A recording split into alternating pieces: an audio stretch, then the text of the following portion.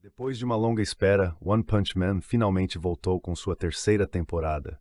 E o primeiro episódio, intitulado The Strategy Meeting, chega abrindo as portas para o que promete ser um dos arcos mais intensos de toda a série. O episódio começa com um clima de tensão crescente dentro da Associação dos Heróis.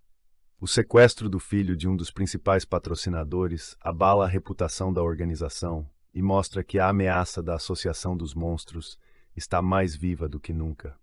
As reuniões se tornam urgentes, os heróis de classe alta são convocados e a sensação de que algo gigantesco está prestes a acontecer toma conta do ambiente. Enquanto isso, o episódio faz questão de destacar a ausência de Saitama do centro das atenções. Ele aparece em cenas mais contidas, introspectivas, deixando claro que, embora ainda seja o homem mais forte do mundo, o foco agora é o movimento ao redor dele. É curioso ver como o anime escolhe trabalhar o herói de forma quase silenciosa, um contraste com o caos e a grandiosidade dos outros personagens. Fubuki, por sua vez, tenta manter seu grupo Blizzard unido e começa a perceber que o conflito que se aproxima pode ser muito maior do que qualquer disputa interna. Ela tenta mais uma vez se aproximar de Saitama, mas o herói permanece alheio às tramas políticas e hierárquicas do mundo dos heróis, mantendo aquele olhar despretensioso que contrasta com o desespero dos demais. O episódio também nos leva ao subterrâneo, onde Garou desperta. Ferido, mas ainda cheio de ódio e determinação, ele se depara com figuras da Associação dos Monstros que o observam atentamente. O clima aqui é sômbrio, o tipo de atmosfera que lembra que One Punch Man não é apenas sobre força descomunal, mas também sobre monstros que carregam ideais distorcidos de justiça e poder. Com um ritmo mais lento e carregado de diálogo, The Strategy Meeting serve como o respiro antes da tempestade. Ele prepara o terreno para a guerra entre heróis e monstros, reacende a chama de personagens queridos e nos lembra que mesmo quando Saitama está em segundo plano, o mundo ao redor dele continua em colapso. No fim, fica aquela sensação de que o que vimos até agora foi apenas o prelúdio de algo muito maior.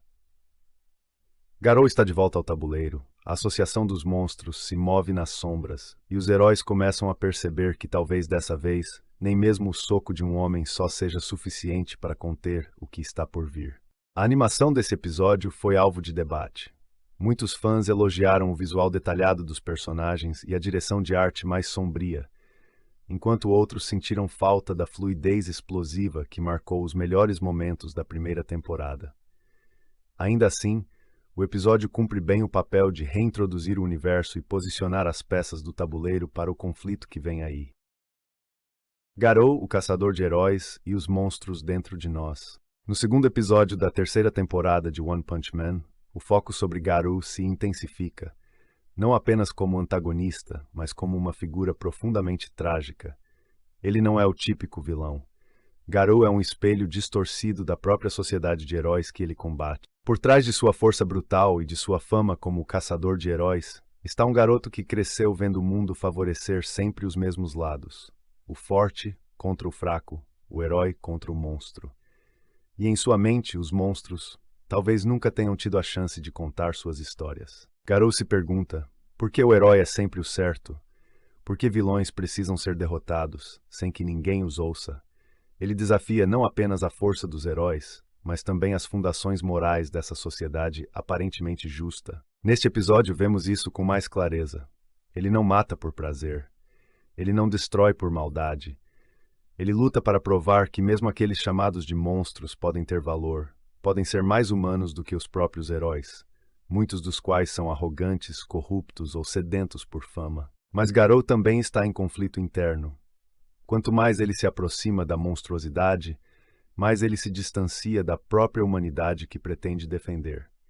Ele quer ser o monstro ideal para abrir os olhos do mundo, mas aos poucos vai percebendo que talvez esteja se perdendo no próprio caminho. Esse dilema moral, essa linha tênue entre idealismo e destruição, é o que torna Garou tão fascinante. Ele não quer dominar o mundo, ele quer mudá-lo, mas para isso escolheu se tornar aquilo que o mundo odeia.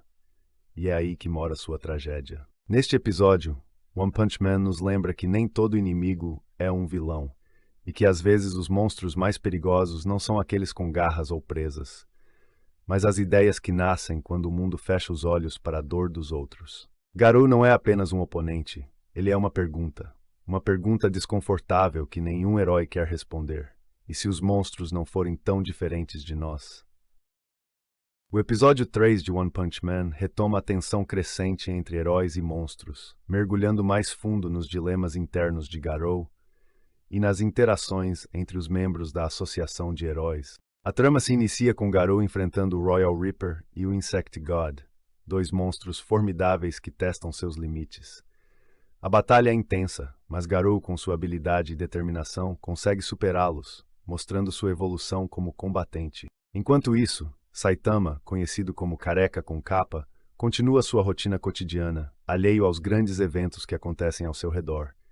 Sua interação com Fubuki traz momentos de humor, mas também destaca a disparidade entre seu poder e os desafios enfrentados pelos outros heróis. A Associação de Heróis, por sua vez, lida com questões internas e externas, tentando se reorganizar e lidar com as ameaças crescentes. Personagens como Bang e Genos têm seus momentos de destaque, mostrando suas habilidades e preocupações com a situação atual. O episódio também aprofunda a relação entre Garou e Kuseno, revelando mais sobre o passado do herói e suas motivações.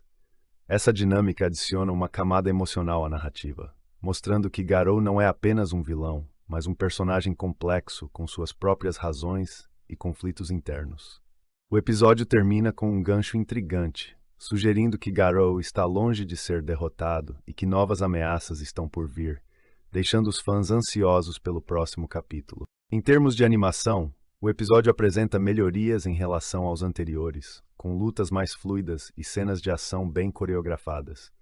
No entanto, ainda há críticas quanto à qualidade geral da animação, com alguns fãs expressando preocupações sobre a consistência visual da temporada.